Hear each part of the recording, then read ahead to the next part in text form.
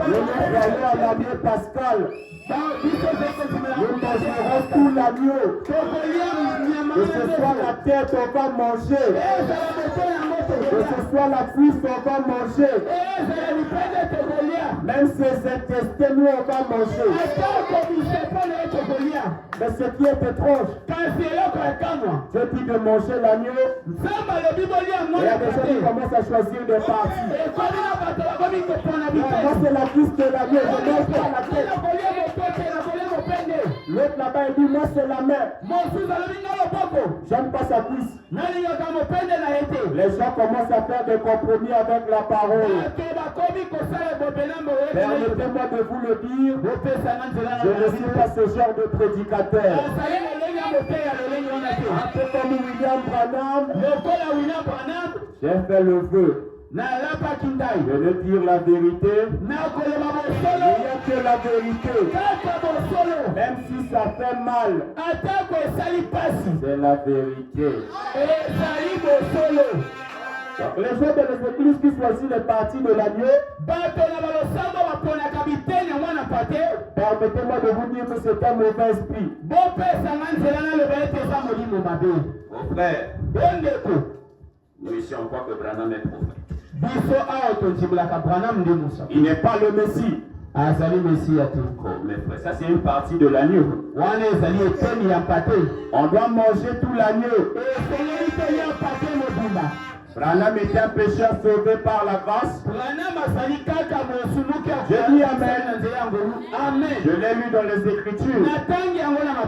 Mais le 6 avril 1909, les étoiles se sont alignées. Un pécheur ne naît pas sous la constellation des 3 étoiles. C'est l'agneau pascal. Et on doit tout manger. Moi ici je crois ceci, je ne crois pas cela.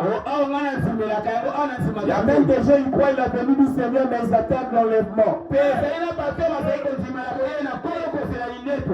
D'autres croient l'enlèvement, ils attendent le millénium. Nous allons lire le prophète. Alors nous avons 3 exodes.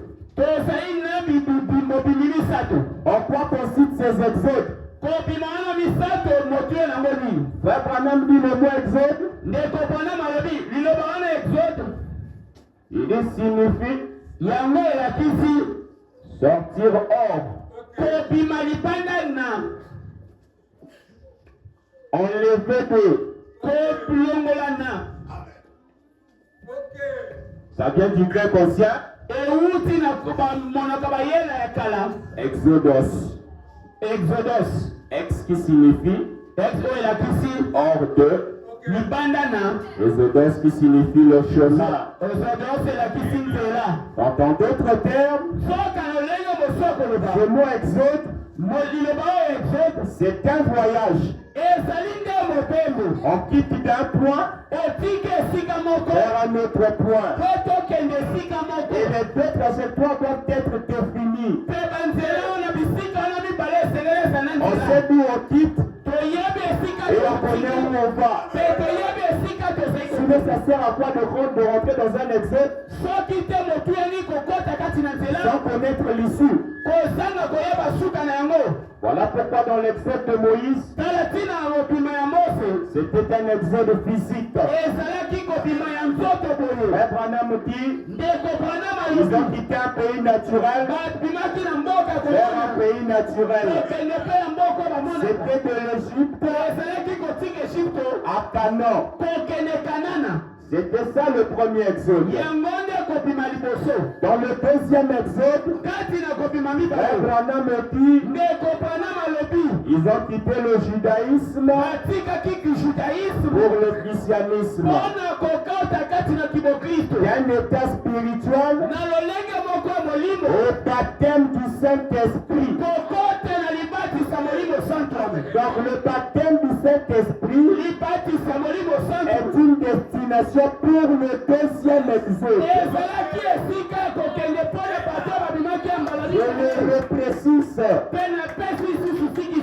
C'est pour le deuxième exode. Et dans le troisième exode, Frère Branham dit, évitons le baptême du Saint-Esprit pour aller dans le pays éternel du millénium. Donc les prédicateurs qui vous prêchent le baptême du Saint-Esprit,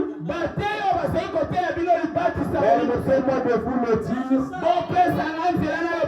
en partie ne vous rendent pas service. Ça c'est un message du deuxième exode. Chaque exode avait son évangile.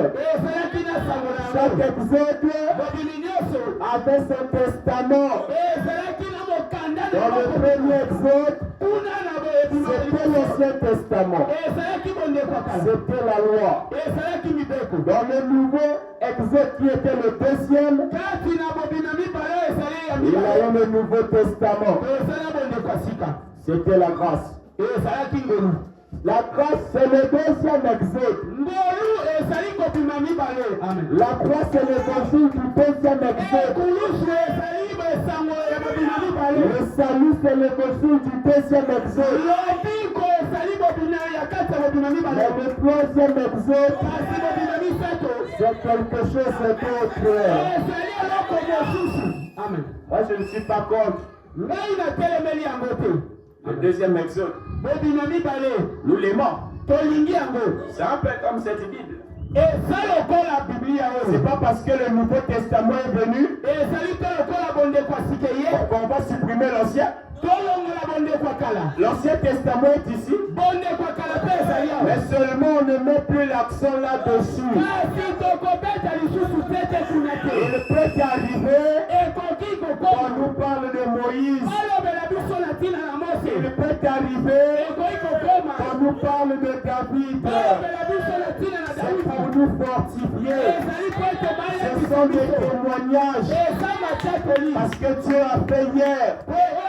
Et on le glorifie pour cela. Mais cependant, nous sommes dans le troisième exode. Le troisième exode a un message approprié. Voilà pourquoi William Branham est l'apôtre du 7e saut. Et le 7e saut n'a jamais été écrit dans la Bible. Donc s'il le révèle, c'est quelque chose de nouveau.